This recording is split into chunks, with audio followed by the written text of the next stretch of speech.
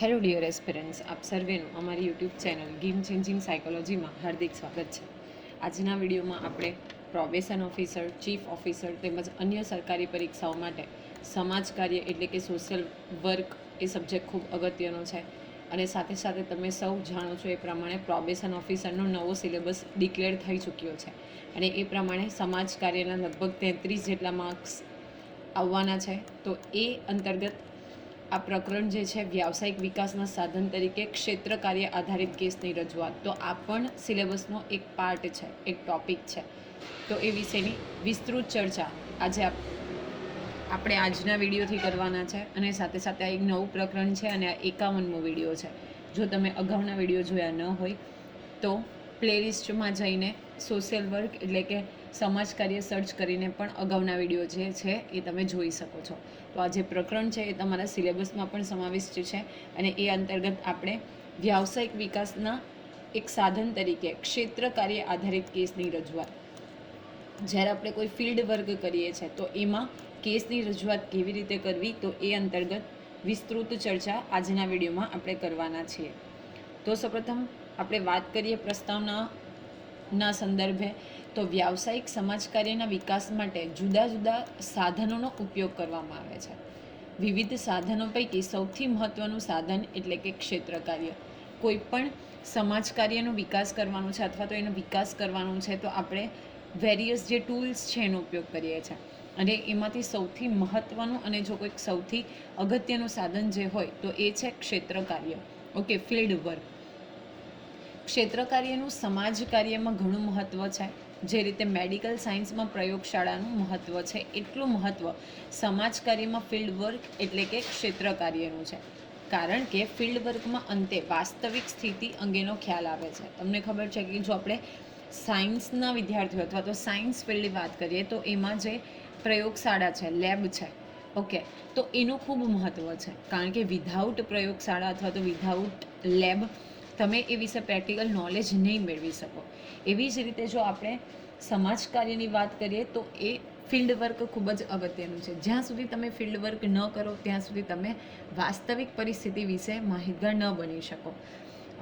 તમે જોયું હશે ઘણા બધા જે વિદ્યાર્થીઓ જે છે એ માર્કેટિંગ સાથે સંકળાયેલા છે, તો થિયરી ભણવી અને માર્કેટમાં જઈને ડીલ કરવું એટલે કે એઝ અ સેલ્સમેન ડીલ કરવું એમાં હ્યુજ ડિફરન્સ છે.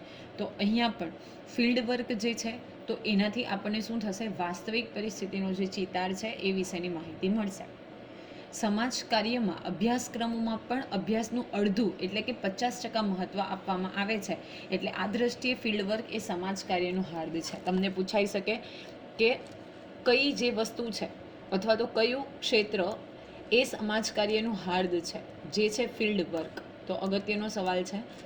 અને બેઝિકલી જો સમાજ કાર્યની આપણે વાત કરીએ તો એના અભ્યાસક્રમોમાં એટલે કે જ્યારે આપણે એના વિશેની માહિતી પ્રાપ્ત કરીએ છીએ તો અભ્યાસનું અડધું એટલે કે નિયર અબાઉટ 50% જે ઇમ્પોર્ટન્સ છે એ ફિલ્ડ વર્કને આપવામાં આવે છે. અને એને કારણે આપણે એવું કહી શકીએ કે આ સમાજ કાર્ય જે ફિલ્ડ વર્ક છે એ સમાજ કાર્યનું હાર્દ છે. એમાં પણ સામાજિક વૈયક્તિક સેવા કાર્ય પદ્ધતિમાં વૈયક્તિક પ્રશ્નોમાં દરમિયાનગીરી કરવાની હોય છે. તમે સૌ જાણો છો, આપણે અગાઉના જ ચેપ્ટરમાં આ વિશેની ડિટેલ ચર્ચા કરી છે કે જો સામાજિક વૈયક્તિક સેવા કાર્ય પદ્ધતિની વાત કરીએ તો વૈયક્તિક જે પ્રશ્ન છે એમાં દરમિયાનગીરી કરવાની હોય છે. એટલે કે બેઝિકલી એમાં શું કરવાનું હોય છે, દખલગીરી કરવાની હોય છે, દરમિયાનગીરી કરવાની હોય છે. અને બેઝિકલી એ દ્રષ્ટિએ પણ આપણે જોઈએ તો એ ખૂબ અગત્યનું છે. સેવાર્થી દ્વારા મળતી માહિતી અને વાસ્તવિક માહિતી વચ્ચે ઘણી વખત વિસંગતતા હોય છે. આવા સમયે સેવાર્થીની હકીકતલક્ષી માહિતીની જાણકારી અને સમસ્યા સંબંધિત જુદા જુદા પાસાઓની જાણકારી અને માહિતી માટે ક્ષેત્ર કાર્ય જરૂરી છે. ઓકે, ખૂબ અગત્યનું છે કે ઘણી વખત આપણને જે માહિતી મળે છે એ અને વાસ્તવિક માહિતી છે તો એ બે વચ્ચે હ્યુજ ડિફરન્સ હોય છે. ઓકે, ઘણી વખત તમે જોયું હશે, ફોર એક્ઝામ્પલ હું તમને એક્ઝામ્પલ આપું કે કોઈક શોપિંગ એપ્લિકેશન છે તો એમાં પર્ટિક્યુલર પ્રોડક્ટ જે છે એને ખૂબ સારી રીતે રિપ્રેઝન્ટ કરવામાં આવી હોય, બતાવવામાં આવી હોય, રિવ્યૂ ઘણા બધા સારા હોય, પરંતુ જ્યારે રિયાલિટીમાં તમે પ્રોડક્ટ પરચેસ કરો છો, તમારા હાથમાં એ પ્રોડક્ટ આવે છે તો જે સ્ટેટસ તમે જોયું હતું પ્લસ જે ઇન્ફોર્મેશન અથવા તો જે ડિસ્ક્રિપ્શન એપ્લિકેશનમાં આપવામાં આવ્યું હતું એ અને જ્યારે તમે વસ્તુ મેળવો છો, એટલે કે તમારા હાથમાં એક પ્રોડક્ટ આવે છે, તમે એ વસ્તુને રિસીવ કરો છો, તો એ બંને વચ્ચે આસમાન જમીનનો ફરક હોય છે. તો અહીંયા પણ એવું જ છે. ઘણી વખત શું થાય છે કે સેવાર્થી જ્યારે આપણી પાસે આવે છે, આપણને માહિતી આપે છે એ, અને વાસ્તવિક જ્યારે તમે ક્ષેત્ર કાર્ય એટલે કે ત્યાં ફિલ્ડ વર્ક માની શકે કે બની શકે કે એના ઓફિસ પ્લેસ ઉપર જઈને, એના ઘરે જઈને જો માહિતી ચેક કરવામાં આવે તો એ બંને વચ્ચે ઘણો મોટો તફાવત હોય છે. એટલે જ્યારે વાસ્તવિક માહિતીની જાણકારી મેળવવાની છે તો એ બાબતે ક્ષેત્ર કાર્ય એ ખૂબ અગત્યનું છે. અહીં વ્યાવસાયિક વિકાસના સાધન તરીકે ક્ષેત્ર કાર્ય આધારિત કેસ વિશેની રજૂઆત કરવામાં આવી છે. એટલે કે બેઝિકલી આ ચેપ્ટરમાં આપણે એક સાધન તરીકે શું કરવાના છે, બેઝિકલી આપણે ક્ષેત્ર કાર્ય એટલે કે ફિલ્ડ વર્કની ડિટેલમાં ડિસ્કશન કરવાના છે. તો સૌપ્રથમ આપણે જોઈએ કાર્ય નોંધ. અગત્યનું છે કે વૈયક્તિક સેવા કાર્ય પદ્ધતિમાં કાર્ય નોંધની કુશળતા ખૂબ મહત્વની ગણવામાં આવે છે. કાર્યકર સેવાર્થીની સાથેની પ્રથમ મુલાકાતથી શરૂ કરીને સમસ્યા ઉકેલ સુધીની તમામ મુલાકાત દરમિયાનની ચર્ચાઓની નોંધ જે છે એ કાર્ય નોંધ તૈયાર કરે છે. જો કાર્ય નોંધ એટલે શું કે બેઝિકલી જ્યારે પ્રથમ મુલાકાત થાય છે કાર્યકર્તાની સેવાર્થી સાથે, તો ત્યારથી લઈને જ્યાં સુધી જે પર્ટિક્યુલર પ્રોબ્લેમ છે એનું સોલ્યુશન નથી મળી જતું એ દરમિયાન જે કોઈ પણ મુલાકાત થાય છે એ દરેકે દરેક ચર્ચાઓની શોર્ટમાં તબક્કાવાર પોઈન્ટ આઉટ એટલે કે પોઈન્ટ બનાવીને એની નોંધ કરે છે. તો એને આપણે કાર્ય નોંધ તરીકે ઓળખવામાં આવે છે. ઓકે, એને નોટ મેકિંગ પણ કહેવાય છે. તમે કદાચ ઇંગ્લિશમાં ભણ્યા હશો કોલેજમાં, તો એને નોટ મેકિંગ તરીકે ઓળખવામાં આવે છે. હું તમને વારંવાર મારા વિડીયોઝમાં ઉદાહરણ આપતી હોઉં છું ડેન્ટિસ્ટનું. જ્યારે માનો કે તમે રૂટ કેનાલની પ્રોસેસ માટે જાઓ છો તો ઇટ રિક્વાયર્સ 5 to 6 સિટિંગ્સ.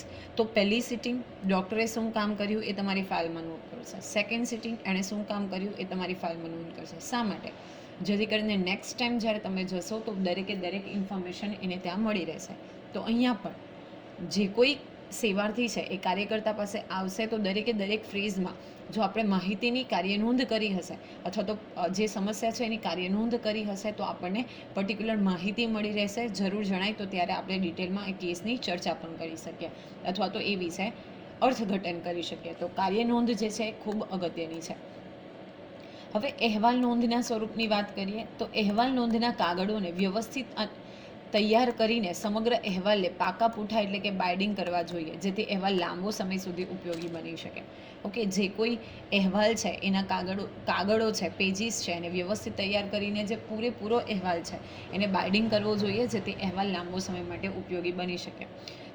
તમને કદાચ ખબર હશે કોઈ PhD સ્કોલર હોય તો બેઝિકલી જે તમારી થીસીસ છે, તમે જે રિસર્ચ રજૂ કર્યું છે, ઓકે, તમે જે ટૉપિક ઉપર સંશોધન કરો છો, તો when you complete that topic તો પછી તમારે એને બાઇડિંગના ફોર્મમાં જ યુનિવર્સિટીમાં સબમિટ કરાવવાનું હોય છે, જેથી કરીને ઇન ફ્યુચર કોઈક વિદ્યાર્થી છે તો એને તમારા તરફથી જે કોઈ તમારું વર્ક છે એમાંથી એને રેફરન્સ મળી રહે. હવે આપણે જોઈએ વ્યક્તિગત અહેવાલ વિશે કે વ્યક્તિગત અહેવાલનું શા માટે મહત્ત્વ છે અને એ શું છે. તો સમાજ કાર્યના શરૂઆતના તબક્કામાં કોઈ એક જ સેવાર્થીનો અહેવાલ તૈયાર કરીને તમામ વિભાગોમાં રાખવામાં આવતો હતો. ઓકે, જ્યારે આપણે સ્ટાર્ટિંગ ફ્રેઝની વાત કરીએ તો કોઈ એક જ સેવાર્થીનો, ઓકે, તો એનો અહેવાલ કરીને તમામ વિભાગોમાં અલગ અલગ જે વિભાગો હોય, ઓકે, તો એમાં રાખવામાં આવતો હતો. પરંતુ સમાજ સેવાના ક્ષેત્રો વધતા હવે દરેક સેવાર્થીની સમસ્યા અંગેના વ્યક્તિગત અહેવાલ રાખવામાં આવે છે. For example, medical, social work, બાળ સુરક્ષા ગૃહ, નારી સંરક્ષણ ગૃહમાં સેવાર્થીના વ્યક્તિગત અહેવાલ રાખવામાં આવે છે. તો પહેલાં ગમે એક જ વ્યક્તિનો ને ગમે તે એક જ ડિપાર્ટમેન્ટમાં તમામ ડિપાર્ટમેન્ટમાં રાખવામાં આવતો પણ એક જ સેવાર્થીનો.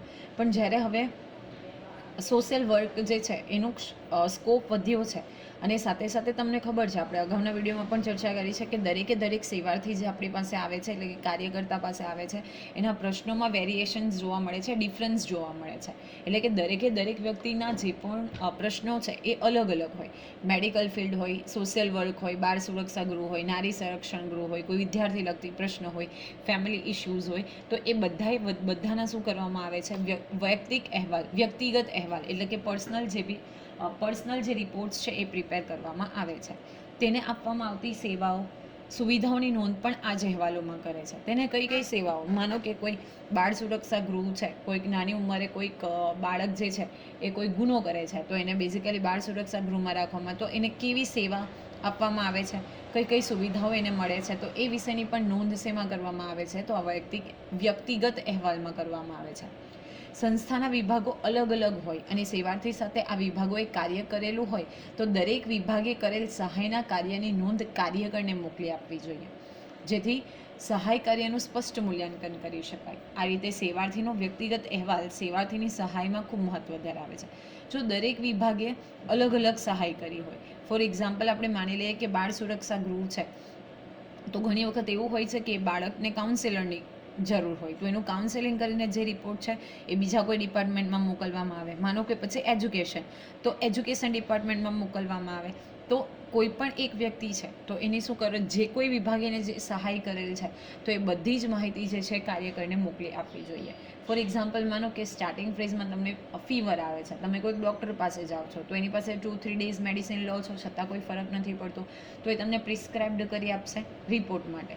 ઓકે, રિપોર્ટ તમે કરાવો છો તો તમને ખબર પડે છે કે ફોર એક્ઝામ્પલ તમને મેલેરિયા થયો છે યા વોટ એવર, તો એના વિશેની જે પૂરી ફાઇલ છે એ તમે જ્યારે ફાઇનલી ડૉક્ટરને બતાવશો તો શું ખબર પડશે, ઓકે, કે કઈ રીતે તમને કયા પ્રકારની સહાય, કઈ પ્રકારની ટ્રીટમેન્ટ કરવામાં આવી છે. કોઈ હોસ્પિટલમાં આપણે ઓપરેશન કર્યું હોય તો દરેક પ્રકારના જે રિપોર્ટ્સ છે એને સ્ટોર કરી રાખવામાં આવે છે, મીન્સ કે ફાઇલમાં રાખવામાં આવે છે, જેથી કરીને આપણે જે તે શું કાર્ય કર્યું છે, શું ટ્રીટમેન્ટ કરી છે, કયા રિપોર્ટ છે, તો એ અંગેની માહિતી મેળવી શકીએ છીએ. આ રીતે સેવાર્થીનો વ્યક્તિગત અહેવાલ સેવાર્થીની સહાયમાં ખૂબ મહત્વ ધરાવે છે. તો દરેકનો જે વ્યક્તિગત અહેવાલ છે, કારણ કે વ્યક્તિ સમસ્યા જુદી જુદી હોય છે, તો એટલા માટે જે વ્યક્તિગત અહેવાલ છે એ સેવાર્થીની સહાયમાં ખૂબ મહત્વ ધરાવે છે. હવે જોઈએ આપણે મુખ પૃષ્ઠ વિશે, એટલે કે ફેસ શીટ. તો મુખ પૃષ્ઠ શું છે, તો અહેવાલ નોંધમાં કાર્યકર અહેવાલના પ્રથમ પૃષ્ઠ પર સેવાર્થીની પ્રાથમિક માહિતી નોંધે છે, જેમ કે સેવાર્થીનું નામ, સરનામું, વ્યવસાય, લિંગ, જન્મસ્થાન, શિક્ષણ, વ્યવહારિક દરજ્જો વગેરે બાબતો. આ માહિતીથી સેવાર્થી વ્યક્તિઓના પરિવાર સંબંધિત સામાન્ય બાબતો જાણી શકાય છે અને સેવાર્થીઓને એકબીજાથી અલગ કરવામાં સરળતા આવે છે.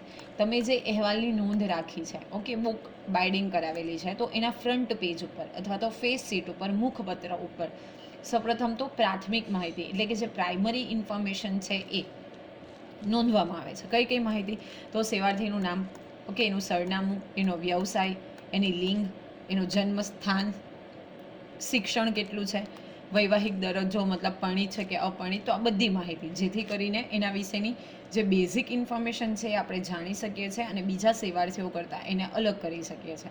તમે મેડિકલ હોસ્પિટલની ફાઇલ જોઈ હશે, જેમાં દર્દીનું નામ, એની ઉંમર, mobile number, contact number, same mobile number and contact number, okay, કઈ જાતિ છે, તમારું સરનામું શું છે, કયા ડૉક્ટરનો કન્સર્ન છે. મોટી હોસ્પિટલ્સ હોય તો ત્યાં ઘણા બધા ડૉક્ટર્સ અલગ અલગ ફિલ્ડના આવતા હોય, તો કયા ડૉક્ટરનો કન્સર્ન છે, બધી માહિતી મેળવેલી હોય છે.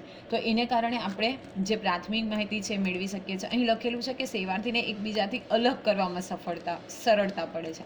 માનો કે તમારે ફિમેલ ને અલગ કરવા છે અને મેલને અલગ કરવા છે, તો જો તમારી પાસે પ્રાથમિક ઇન્ફોર્મેશન ઉપર લખેલી હશે તો તમે ચેન્જ કરી શકશો. માનો કે ફોર એક્ઝામ્પલ તમારે હાર્ટના જે પ્રોબ્લેમ રિલેટેડ કેસીસ છે એને અલગ કરવા છે, અને માની લઈએ કે આપણે બીજા કોઈ ડેન્ટલ રિલેટેડને અલગ કરવા છે, તો જો તમારી પાસે અહીંયા પ્રાઇમરી માહિતી લખેલી હશે મુખ પૃષ્ઠ ઉપર અથવા તો ફેસ શીટ ઉપર, તો આપણે ઇઝીલી એનું શું કરી શકીએ છીએ, ક્લાસિફિકેશન પણ કરી શકીએ છીએ. નેક્સ્ટ જોઈએ આપણે પત્ર વ્યવહાર. તો સેવાર્થી સાથેની કાર્યકર્તાની સેવા પ્રક્રિયા દરમિયાન કાર્યકર સાધનો ઉપલબ્ધ કરાવવા માટે સેવા કે વિશેષ સેવાનો પ્રબંધ કરવા, મેડિકલ ચેકઅપ કે સારવાર કરાવવા અંગે કરેલા પત્ર વ્યવહારોની નોંધ અહેવાલ લેખનના અંત ભાગમાં કરે છે અને આ સંબંધિત પત્રોને સેવાર્થીના અહેવાલની ફાઇલમાં છેલ્લે જોડી દે છે. જો અગત્યનું છે, જે કોઈ પત્ર વ્યવહાર રિલેટેડ ઇન્ફોર્મેશન છે તો એની નોંધ ક્યાં કરવામાં આવે છે, તો અંત ભાગમાં કરવામાં આવે છે. ઓકે, માનો કે આપણને ખબર પડે છે કે ભાઈ એને જ્યારે પ્રોબ્લેમનું સોલ્યુશન આવે છે કે આપણે એને મેડિકલ ચેકઅપ કરાવવા કીધું છે કે સારવાર કરાવવા કીધું છે, તો એની નોંધ આપણે ક્યાં કરીશું, તો અહેવાલ લેખનના અંત ભાગમાં, જેથી કરીને એ પણ એક ઇન્ફોર્મેશન રૂપે આપણે એને સ્ટોર કરી શકીએ. પ્રક્રિયા તથા તેના ઉપયોગમાં લીધેલા સાધનો, સ્ત્રોતો અને સેવાઓ વગેરેને વિસ્તારથી દર્શાવવામાં આવે છે. કઈ પ્રોસેસ આપણે કરી છે એ, સાથે સાથે કયા સ્ત્રોતો જે છે, સાધનો છે, સ્ત્રોતો છે, તો બેઝિકલી એને પણ આપણે જે સેવાઓ છે એને વિસ્તારથી દર્શાવીશું, એટલે કે આપણે એને ડિટેલમાં ઇન્ફોર્મેશન આપીશું.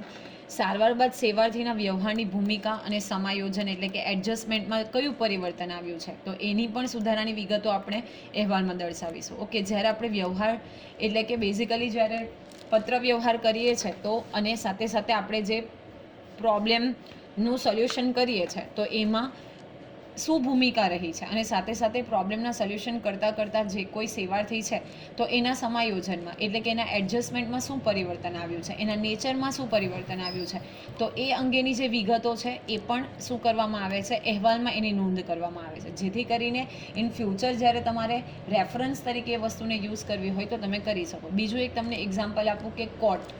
ઓકે, તો કોર્ટના જેટલા કેસીસ હોય એની અલગ અલગ ફાઇલ હોય છે, અલગ અલગ હિયરિંગ ડેટમાં શું શું કરવામાં આવ્યું છે તે અંગેની ડિટેલમાં ચર્ચા હોય. તો જ્યારે ઇન ફ્યુચર માનો કોઈ જજમેન્ટ કેસ પૂરો થયો છે, કોઈ જજે કોઈ જજમેન્ટ આપ્યું છે તો એ બધો રેફરન્સ છે એ શું કરી શકે, જો અહેવાલમાં દર્શાવ્યો હોય, ફાઇલમાં દર્શાવ્યો હોય તો ઇન ફ્યુચર પણ આપણે એનો ઉપયોગ કરી શકીએ. અને એટલા માટે જે હાઈકોર્ટ છે કે સુપ્રીમ કોર્ટ છે તો એના જે કોર્ટ ઓફ રેકોર્ડ કહેવામાં આવે છે, જેથી કરીને ફ્યુચરમાં એવા જો કોઈ કેસ બને તો એનું જે સોલ્યુશન છે, એમણે જે જજમેન્ટ આપ્યું છે એ તમે ફ્યુચર રેફરન્સ માટે ઉપયોગમાં લઈ શકો છો. તો અહીંયા પણ એ જ પ્રકારનું છે.